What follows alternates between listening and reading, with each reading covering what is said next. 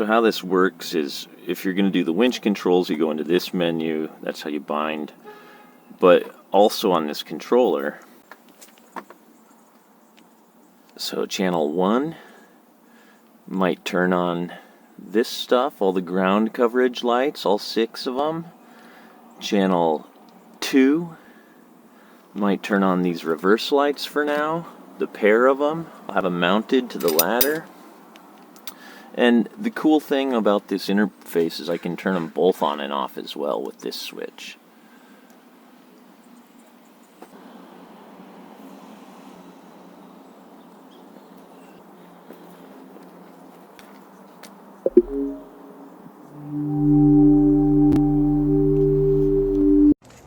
So yeah, it's holographic. These goggles allow me to position 3D information to kind of talk about all this stuff. It's a hobby of mine.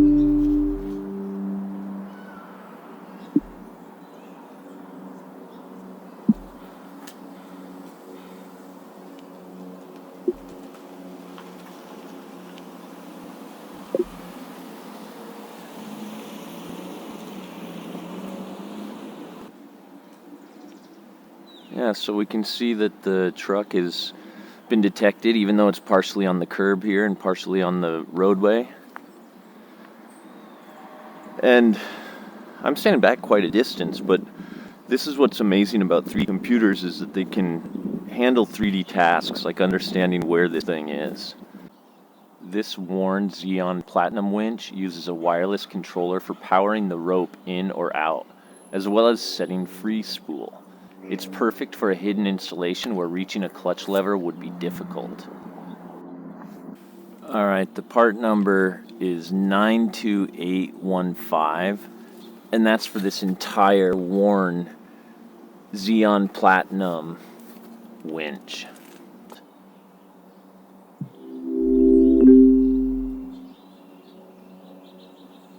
The wireless controller includes a unique feature: 2 switched circuits for operating auxiliary lighting. Okay, and this is kind of what the controller looks like. The part number is 93043. And of course this is pointing to our interior mounted controller right there. These switches are going to show up here digitally, and whether you're in the cab or you've taken this wireless remote out here, you can both operate the winch and operate some of these lights.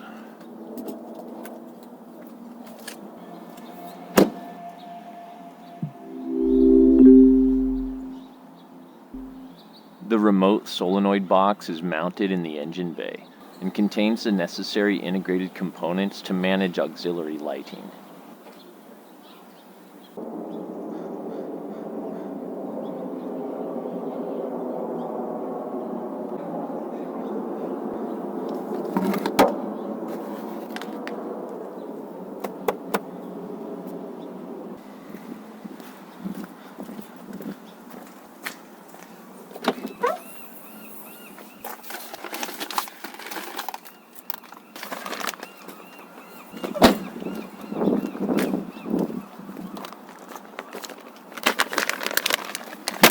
The part numbers, first is for the relocation kit, which is this box and some longer cables that go down to the winch itself.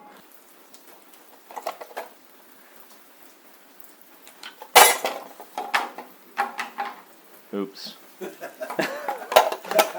Okay, hold on. Stop recording. That's part number 92815. But then there's these 2 part numbers, 93375 and 93373. And these are for the wires that plug into this thing. So there's a couple little spots here. You can see I'm kind of pulling up on these weatherproof tabs. This wiring is what will run to those accessories. So one's a little shorter and one's a little longer. You can see this is the long one with a lot more wire in it. These circuits are going to provide lighting solutions under and behind the vehicle.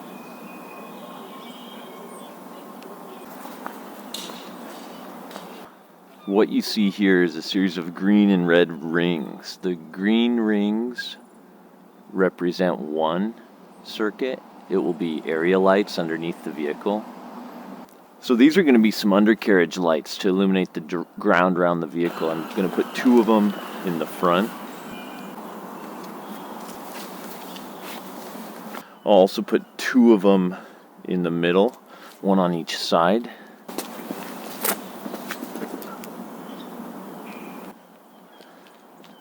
And continuing with the green rings, we'll have 2 of them on the back. So that's a total of 6 lights lighting up the ground on both sides of the vehicle. That will be on one circuit. There'll be 6 of them. 6 green rings, 6 lights, that's on one circuit. The red ring represents a sort of reversing and backup area lighting. We have this big red ring, and that's meant to illustrate the projection area for the second circuit. I'm going to hook up some reverse lights here to the ladder. So there's the big picture view of, again, green is one circuit, red is the second circuit. And that's the idea with this lighting project. It's kind of just want to take advantage of those circuits. It's an interesting feature, and maybe I'll change it later. The first thing we're going to try with those lights, we might change it over time. It makes a lot of sense to have a forward light on one of those switches, because then perhaps you could turn it off while you're winching if you're getting blinded by some spots. I just haven't decided what I want to do up here yet, and I do know I want some ground lights and reverse lights, so we're going to start by incorporating those.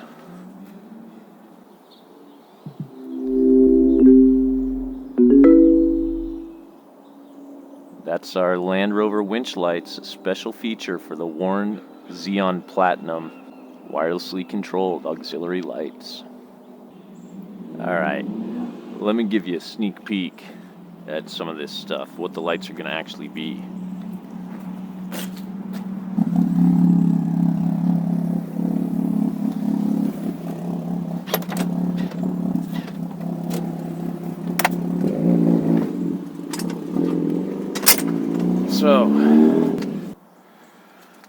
So we'll have the digital switch to enable all these ground cover lights, all 6 of them.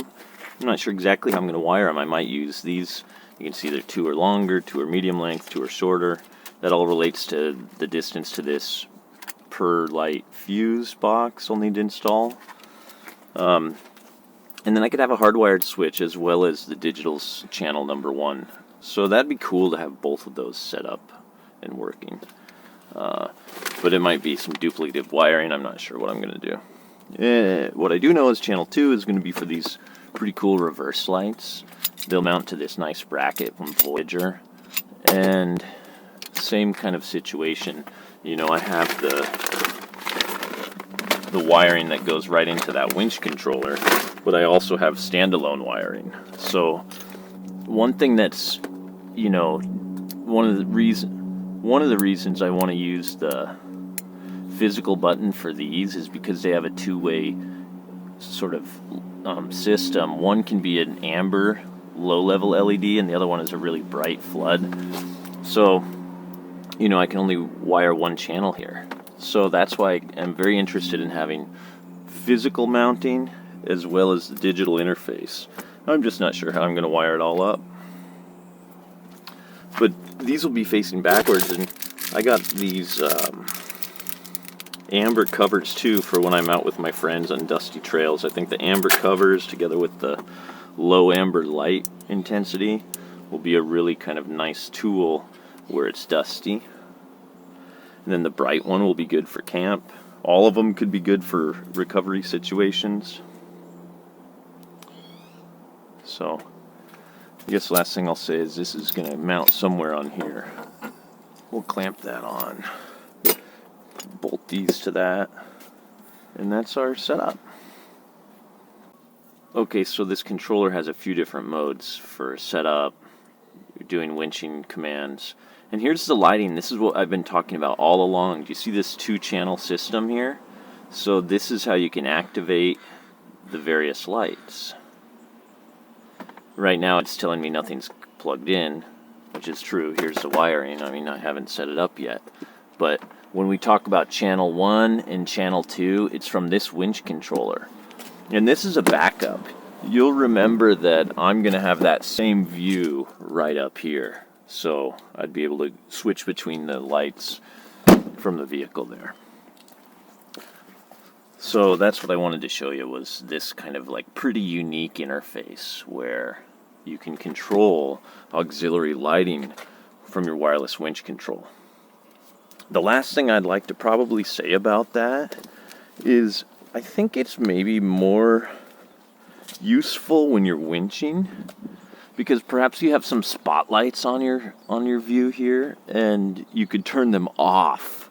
I know that's kind of funny, but that's probably the best use case. So I think you can have both channels go on and off at the same time with that button. So you can turn them all on, front and back. I'll probably in the future move one of these circuits to be frontward projecting spotlights. I just don't have that hardware yet. So that's, I think, the great thing about this setup is that this can be changed. What these actually power can change, and I'm going to add a couple different accessories and start here.